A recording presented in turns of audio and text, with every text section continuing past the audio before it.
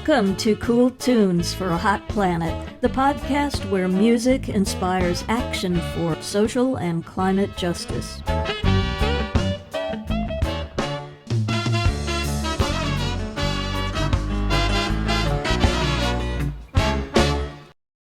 Hi, and welcome to Cool Tunes for Hot Planet. I'm Warren Senders, and this is episode 26. Before we go any further, please remember to hit like and subscribe so we can keep bringing you great content. This episode profiles the Climate Music Project, a remarkable initiative created by San Francisco residents Stephen Crawford and Fran Schulberg. They've developed a way to make the science of climate change come alive, delivering actual climate data in a new format that packs an emotional punch along with powerful motivations for action. We'll see and hear excerpts from several of the multimedia works they've fostered since their founding in 2015, along with commentary from Fran and Stephen and two of their collaborators, climate scientist Garrett Boudinot and composer Erik Walker. Along the way, we'll visit some of the other ways that musicians and composers have approached scientific communication. Dr. Garrett Boudinot is a climate scientist specializing in carbon removal.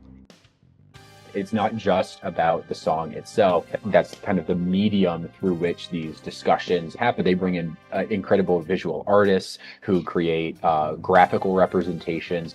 As the musicians weave the data into the music, you can then see that data unfold, and it kind of, I think, connects the synapses to really make it clear for the listener how this all works together.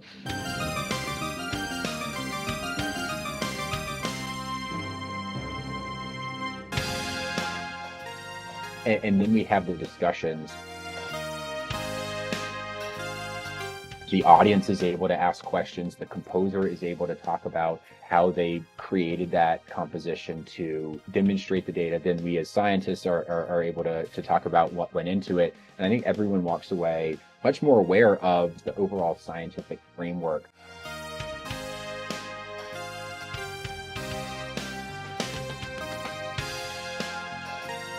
I feel like in science we have seminars, we have posters, and no one walks away with the level of understanding that you can from something like a climate music project. In 1959, the left-wing balladeer and protest singer Tom Glazer teamed up with vocalist Dottie Evans and the Tony Mottola Orchestra to make several albums of songs on scientific themes. These records found a place in the homes of many young, upwardly mobile, educated professional parents, like the ones who were raising me and my brother in the small town of Lincoln, Massachusetts. The sun is a mass of incandescent gas, a gigantic nuclear furnace, where hydrogen is built into helium at a temperature of millions of degrees.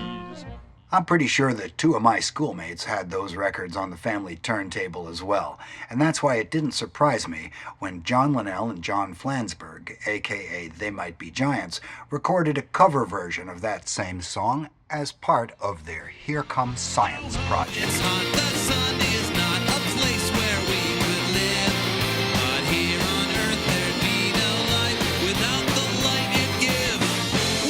But scientific understanding of solar physics had changed since Tom Glazer and Dottie Evans had made their record in 1959. John and John realized they had to write a new song, essentially a scientific refutation with a catchy chorus.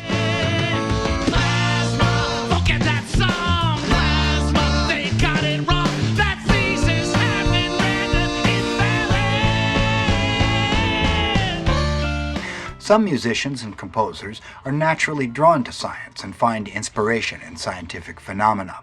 This can lead to collaborative interdisciplinary work and to some remarkable music, like Michael Edgerton's De Roofer, a piece for percussion ensemble that's built on research data about the behavior of supercooled liquid helium.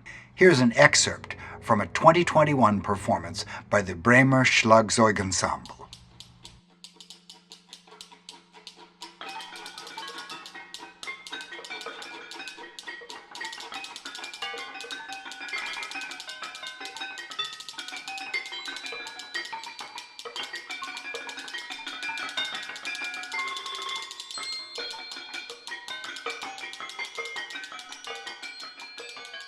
And here's a short clip from a 2019 performance of Particle Partita, created by composer Edward Coe, violinist Jack Liebeck, and particle physicist Brian Foster. Coe commented that the music is shaped by the activity of particle physics in terms of the way subatomic particles are observable in their collisions, in their traces, in their impacts.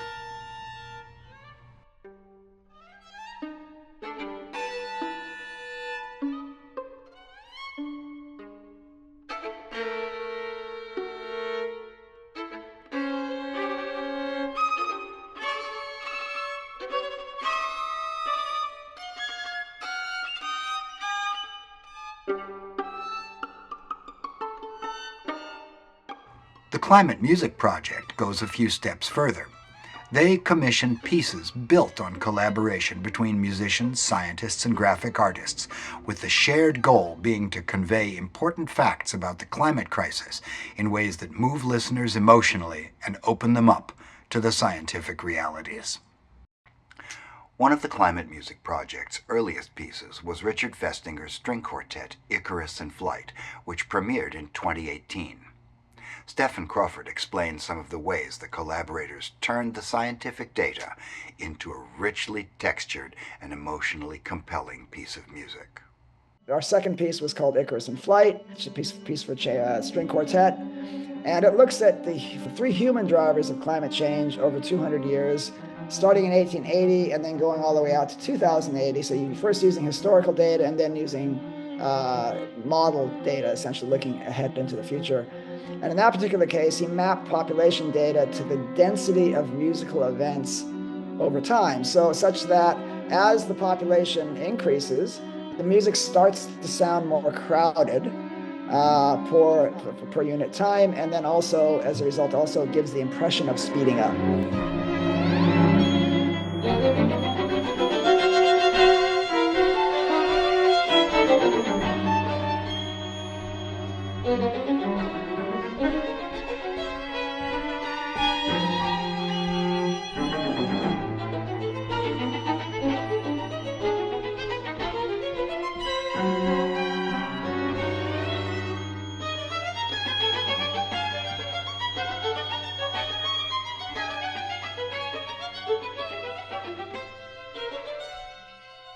And then he took carbon emissions and decided to map those to pitch, but not pitch starting low or high and then going the other direction. But he started with pitch in the middle, sort of like a middle C, for example. And then he went both as carbon emissions rise, the pitch both drops and increases. So you start to hear increasingly lower pitches and higher pitches until when you get to a very high emission scenario, you start to hear these really low rumblings, but also very high pitches. And nothing in between? And nothing in between, right? Well, there's some things in between, but you hear these. That's the role of the carbon emissions. You hear them, because there are other parameters as well that are doing their thing.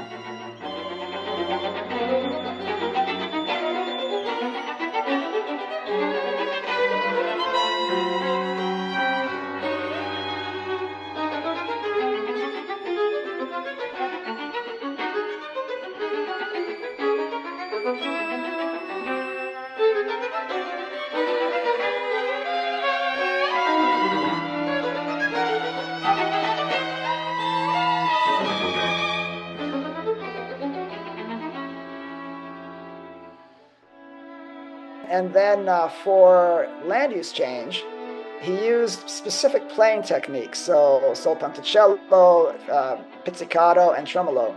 So as humans start to change natural landscapes for human purposes, you start to hear these techniques increasingly pepper the piece. And so you can actually, each one of those three drivers, human drivers, you can actually easily pick out in the piece, and you can follow it over those 200 years.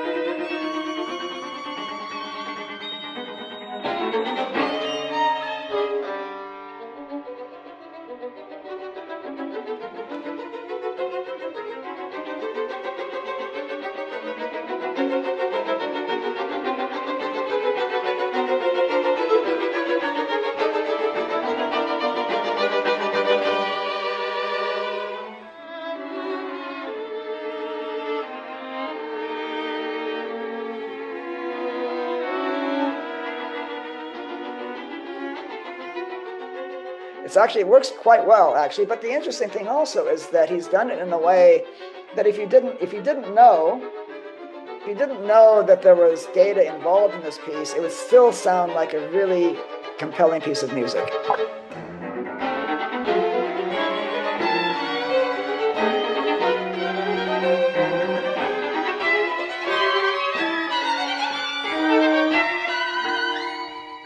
And one other thing that wasn't mentioned was that all of our music has a visual element. So that enhances this experience, I believe, by having effectively a video that goes along with each of the pieces of music.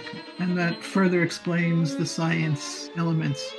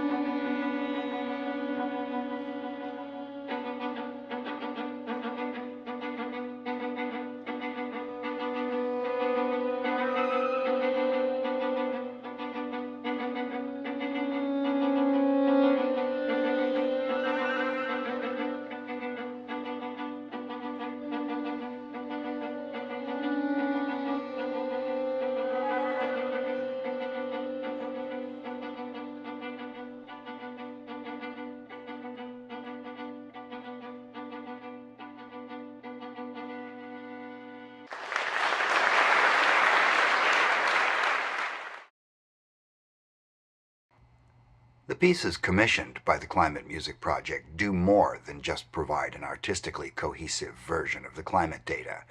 They also offer audience members perspectives on future outcomes, both good and bad, and thereby provide a strong motivation for individual action. And I should mention that in most, if not all of our pieces, in the projections of the future, the composer provides two options. If you look at like the IPCC data, they give you different potential pathways. And so the audience can hear what the world would sound like if nothing is being done, or if, we just continue on the current path. But then they can also hear an alternative, which is obviously a lot more pleasant if people do start taking the sorts of actions we need to address climate change. It inspires, I think, the audience when they can hear the difference of what the future would sound like. Yeah, in fact, for Icarus in Flight, at that last movement of the piece is looking really from 2050, I think, to 2080, and then he toggles back and forth between those two scenarios, and so you really get the almost like a roller coaster ride you get of relatively recognizable to something that really is quite intense and emotional. With the visuals reinforcing that message. But yeah, exactly. After the performance, an audience member stood up in the crowd and she said, I was listening to the music and I was sitting here watching the years go by because there was a timeline. You could see exactly where you were in the music, what date it was. And she said, I was thinking to myself, this is how the music sounded when I was born. And then this is how the music sounded when my daughter was born. And then this is how the music might sound when my granddaughter could be born. And she said for the first time, it took an issue that had been somewhat abstract for her and dropped it into the arc of her family's own history. And so that really was, I think, that was the perfect response and gave us, I think, really the confidence that, we're on the right track here. Now, I think you've just celebrated your 10th anniversary, is that correct? Yes. How did you get started and how did you get to where you are now?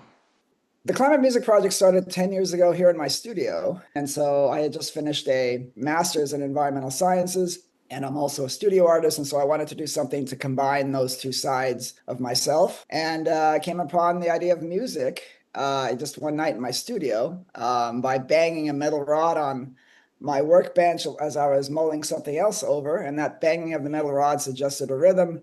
And the rhythm suggested music. And then what I did is I made a very crude model on GarageBand. And the first person I showed it to was Fran. Fran, do you want to take it from there? Sure. So Stefan and I, in our earlier careers, were colleagues working in different, I was at a nonprofit, Stefan was at a government agency, but we worked closely on a lot of issues. And one day he came over and he said, I had this idea. Do you think there's anything to it? And I thought, maybe.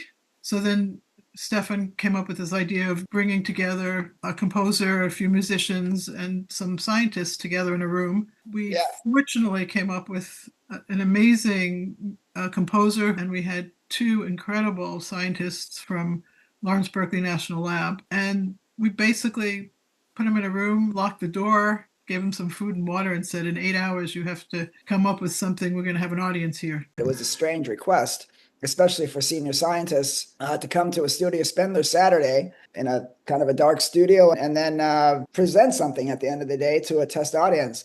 But luckily, we found the right people, and they really quickly came together as a really great team.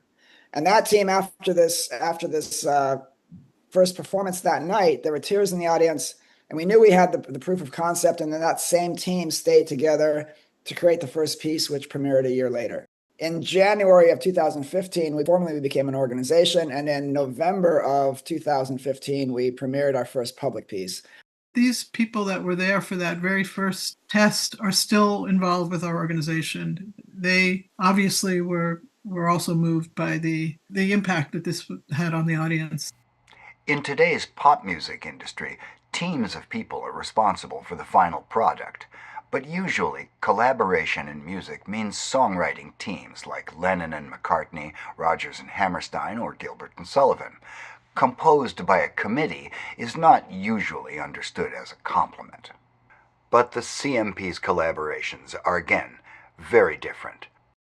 Climate Music Project has a number of different, what they call sonification methods. And this is something I think, get really creative with, is how do you sonify the data? And you can use pitch, you can use tempo, you can use timbre. And so there's every piece that you hear, it's not always apparent exactly. You could listen to a piece and not know, it doesn't sound like data fed into this. Right. It's very musical. And then having the visuals on top of that, that's where it really clicks for the audience to see how that fits in. And exactly to your point, there's been a wide range of ways that these visual artists have conveyed that. And it's cool because they have their own artistic style that then complements the music. We do not like to say that our music is data-driven, because data-driven suggests that the composer and the scientists, they just provide the data and the data does what it does. But that's not very music. It wouldn't be very musical.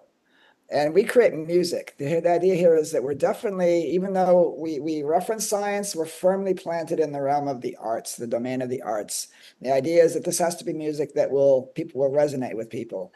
And so our process, we say it's science informed, because that role of the scientist is absolutely critical. So yes, we do use data. We do have reference studies. We do use data sonification, both audification and parameter mapping. But that's always within the context of a conversation between the scientist and the recording artist, because the scientist gave the composer the leeway to take their understanding of what that data actually means and express that in the musicscape in a way that would really convey how much different that actually would be. We create what we refer to as science-informed music. So the music comes about as a direct collaboration between a recording artist or a composer and a team of scientists. And the whole idea is to make the science come alive in a visceral way, in a way that's even personally felt, to communicate the urgency of action on the climate emergency. Although the music is at the centerpiece, we're very much about climate action. We're putting on these concerts to move people, to emotionally move people, and then to funnel or channel that emotional energy into resources for action. We'd like to say that it's not a hearts and minds approach, it's a hearts to minds approach, where you first engage the heart through an emotional impact, and then that engagement then opens or allows people to see things intellectually from a different angle. You know, we have these scientists who are very much in demand and are involved in international activities, and they find the time to spend with us because they are frustrated in that the research and the important outcomes of their work are not reaching the audience. One of our lead scientists said he must have given 200 lectures in his lifetime, maybe more, and nobody ever came up to him afterwards and said, what you told me changed my life or changed the way I'm going to live my life or take action. And after every one of our performances, somebody will come up to him and talk about how this was so meaningful that it changed them. It changed their perspective. That must be an absolutely extraordinary experience. But I think that's borne out by the fact that, as Fran mentioned, the science team that we have has remained remarkably stable over the years. While the core team of scientists has stayed pretty much the same for years, Stefan and Fran make a point of bringing different musicians in every time, creating a body of work that's stylistically diverse, even as its subject matter remains consistent. What's interesting for us, too, is to see how the musicians change as a result of working with us. Some of whom didn't really engage in the climate issue at all beforehand have become climate activists. Their whole perspective on composing music has been influenced by working with us. And one of the interesting things we did for 5 years was work with a cohort of students from the San Francisco Conservatory of Music and had them create climate-informed music. These are students who may not have taken a science class since high school, and they, really engage with the subject and have been very much influenced by the work. The CMP's first composer was Erik Ian Walker, who was part of the original feasibility study and whose piece Climate premiered in 2015.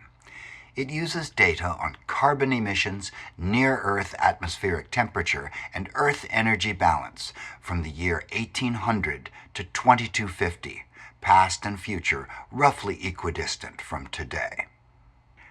I asked Erik to tell me a little bit about the experience of composing and performing the piece.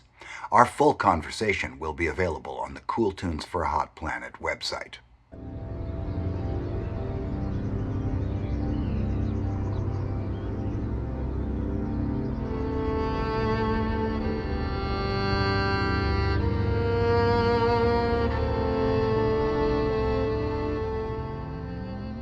Every minute was 25 years. And then we had marked on graphs, what that meant, and I had some specific written music, but other things were like, you can add these things, but you don't do that yet, so when we get to this section, when we're up at 4 degrees, now you can do that.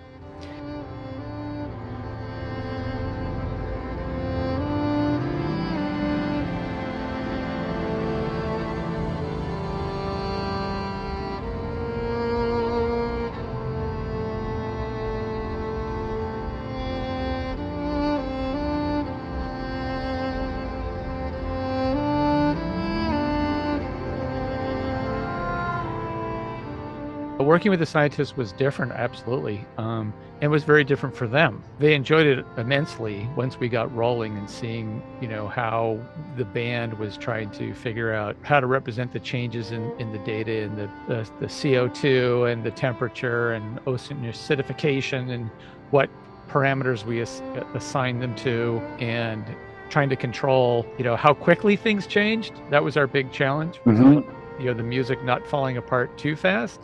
Right. And what the kind of the scale of change was, so we had to come up with a way of doing it. We met about once every 2 weeks for about a year and a half. It was pretty long, and that was a good thing because it took us a while.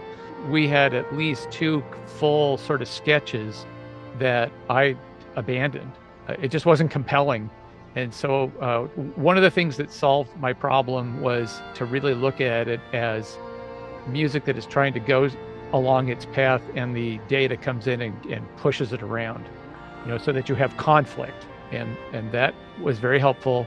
And then I just happened to come up with a musical theme that was a little sturdier, I guess you can say, so as it was deconstructed as a result of the changing parameters, you could kind of hear it happening.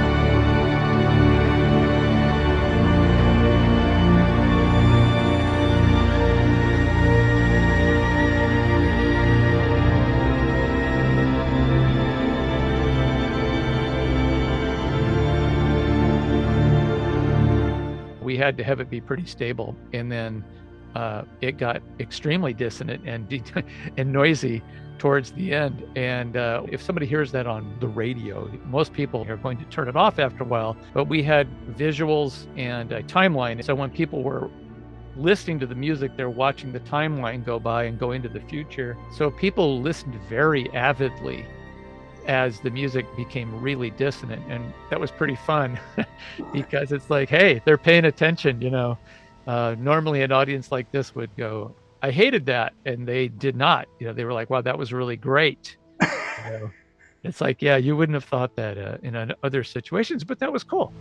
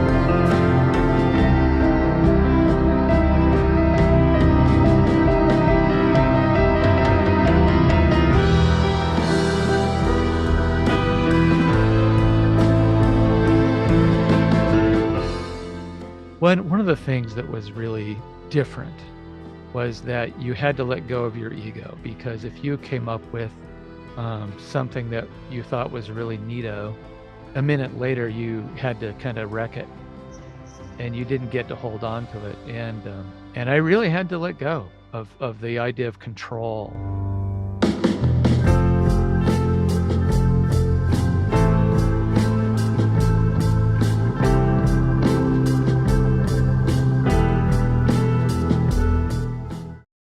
Wanting to hold on to something, that's our whole problem, is human ego thinking we can solve our way out of this problem with our own engineering, when in reality we really probably can't, although we are at the point where we almost have to now.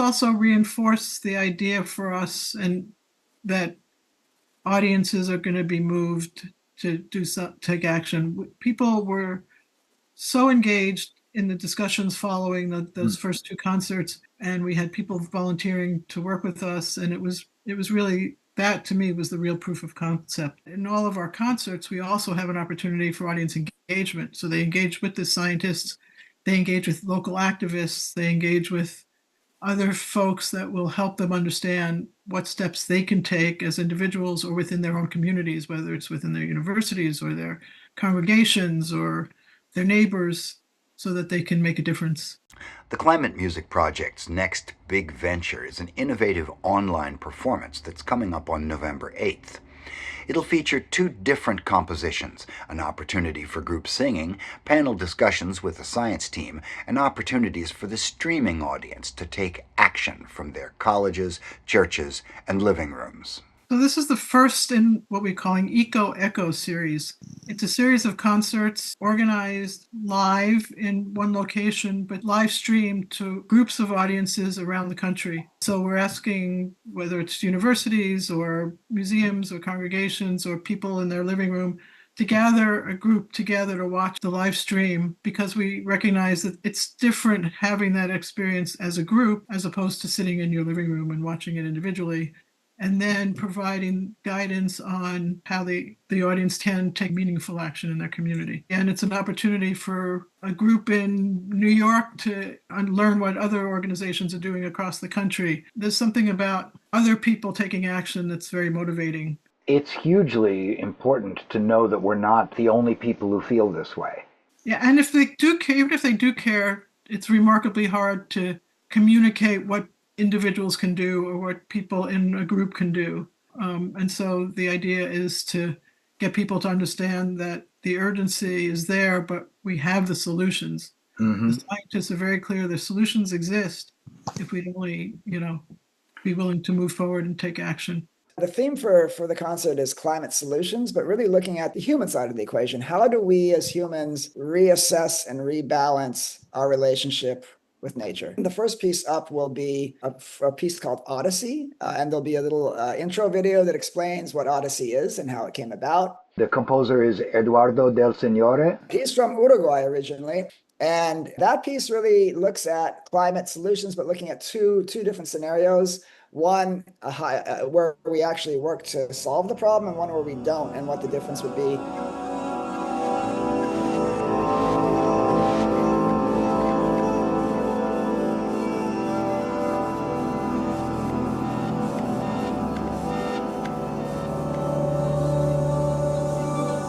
And then what would it take to get to solve the problem? What are those solutions, and how much of a difference would they make?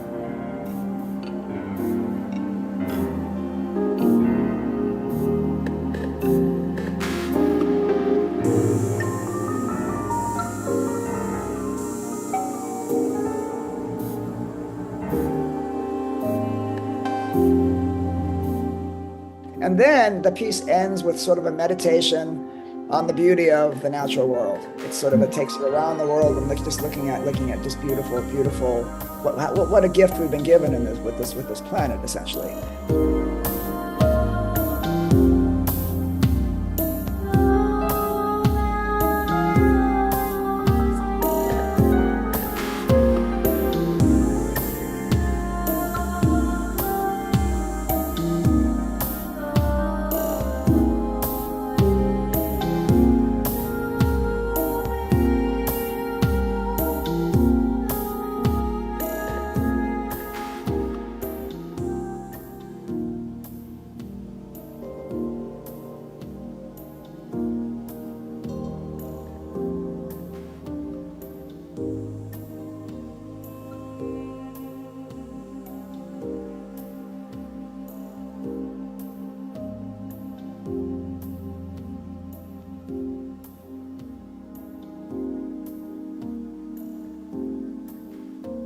After that piece is over, we'll have a little bit of an interlude where we'll do a little bit of an audience engagement where the audience will have a chance to weigh in some way.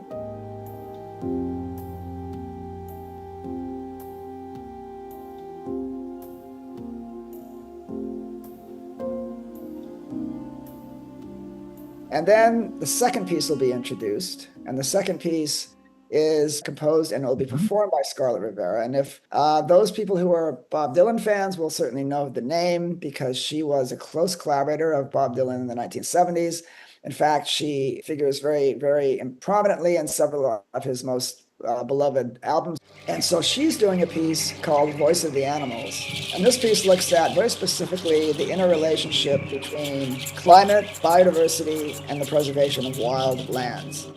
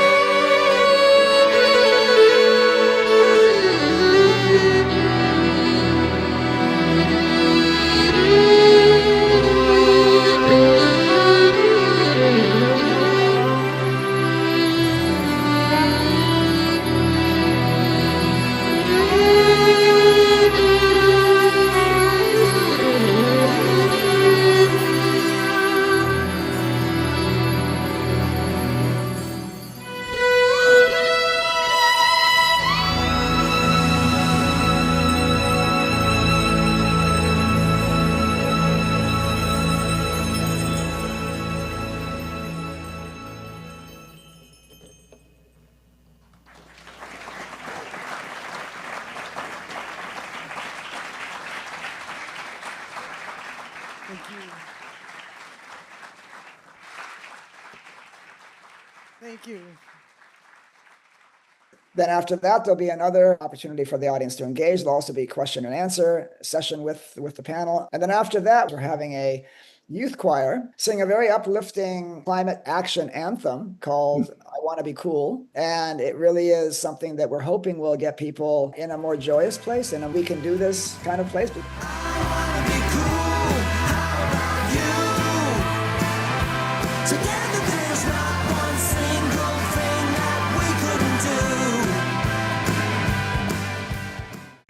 Fran and Stefan haven't let the Trump administration's attacks on climate research change their approach.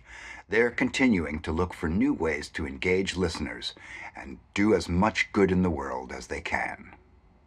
There's clear evidence that there's probably a large majority of people in the US and around the world that care about climate and are aware of the issue and are concerned about the issue.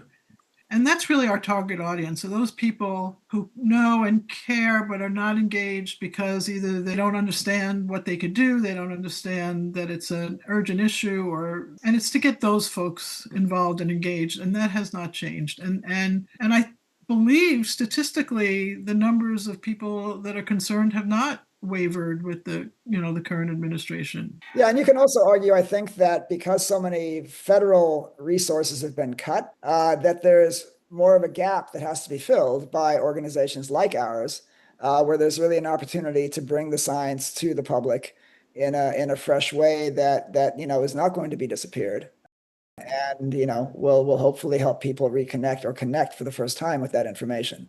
How do you balance the think global, act local of it all? We're trying to engage people in whatever way they're most comfortable with. And for some people, it's very much in their backyards. For some people, it's at the state or national level, it's in elections. For some people, and some of the people involved in our work, they're very much engaged in the international. Are there individuals or organizations that we should know about? We have a very close collaboration right now with Music Declares Emergency. We're doing a campaign with them called the Be Cool campaign. Mm-hmm. In fact, we just installed our first solar array on a rural school in Nigeria. And we found that an 8-room schoolhouse, including storage, including wiring, including training, was just over $3,000. And so we're actually working together with some other partners to build out that program now as well, so that we can actually, help these students not only connect with each other and talk about climate across borders, but also then provide something very tangible to these really poor students who otherwise are not going to get much of an education. That's fantastic. I mentioned there are a lot of organizations that are finding ways to use the arts to engage people. We work very closely with someone in Chicago whose website is Environmental Graffiti, who takes the same data sets that we use, from the IPCC and other peer-reviewed sources, and creates incredible abstract art, which at first glance doesn't look like anything other than beautiful art, but it's actually based on the science. And then you click on the art and it shows you the scientific basis behind it. She's somebody who just wants to get the message out, so she makes the art available to almost any organization that wants it. Also in the offing, with a premiere perhaps a month away, is the newest piece in the Climate Music Project repertoire. This is very labor-intensive work with a very limited budget. Even though Fran and I do the day-to-day stuff with a small team around us, and then we have about 35 people across the arts, sciences, technology, and public policy that are associated with the work, but almost nobody is being paid. We would love to be able to accelerate it, but right now it's just where we are. We are coming out with a second generation of climate music. This new piece is on climate solutions. It's with an artist named Rain Stern, and it should be done in about a month or so. You can learn more about the Climate Music Project at climatemusic.org. Perhaps they'll be visiting your city in the months to come. For the credits, we'll go out with composer Wendy Loomis's piece, What If We... I'm Warren Senders, and this is Cool Tunes for Hot Planet. Please remember to like and subscribe so we can keep bringing you great content. Meanwhile, thank you for listening.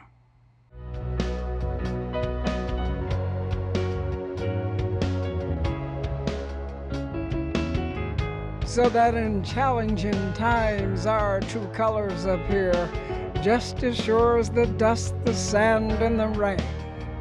And with this approaching storm, known by its name, as the clouds, the sun, the waves, and the wind take aim.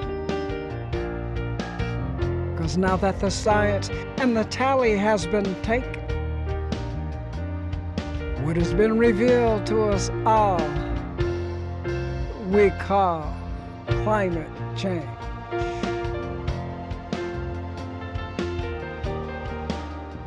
Whose face is written in the sky, whose ram dwells atop the mountain peak, whose fish reside below blue deep, whose bull's strong and sleek, whose twins, one's awake, one's asleep.